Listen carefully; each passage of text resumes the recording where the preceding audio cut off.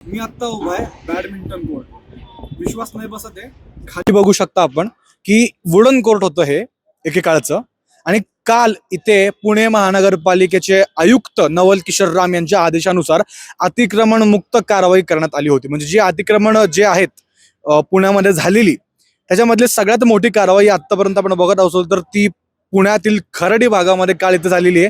आणि आत्ता आपण ज्या ठिकाणी उभे आहोत त्या सर्व पॅचमध्ये म्हणजे लांबपर्यंत जो परिसर पसरलेला आहे तिथे तुम्ही आत्ता बघू शकत असाल तर जे रस्त्यालगतचे जे व्यावसायिक होते, ज्यांचे पत्र्यांचे शेड होते, त्यांचे अजून इतर व्यवसाय होते, हॉटेल्स होते, जे आत्ता मी जिथे उभा आहे ते बॅडमिंटन कोर्ट देखील त्याच्या अतिक्रमणाचाच पार्ट होता.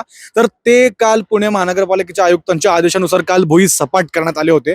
आणि या मोहिमेमध्ये काल 15 JCB लागलेले होते. काल सकाळी 6 वाजल्यापासून ही मोहीम एकदम पोलिसांच्या फौज पाट्यामध्ये ही मोहीम राबवली जात होती. त्याच्यामध्ये अनेक कर्मचारी देखील पुणे महानगरपालिकेचे इथे उपस्थित होते. विविध क्षेत्रीय कार्यालयाचे देखील कर्मचारी या मोहिमेच्या अंतर्गत इथे उपस्थित होते. आणि व्यावसायिक जे यांना त्रास झालेला आहे त्या गोष्टीबद्दल आता आपण बघू शकतो की सर्व ते पाडलेलं सामान देखील आता ते आता आटोपण्याच्या तयारीमध्ये आपल्याला दिसत आहेत. आणि तसं बघायला गेलं तर काल इथे अतिक्रमण विभाग व अनधिकृत बांधकामाचे उपायुक्त देखील याच परिसरामध्ये उपस्थित होते.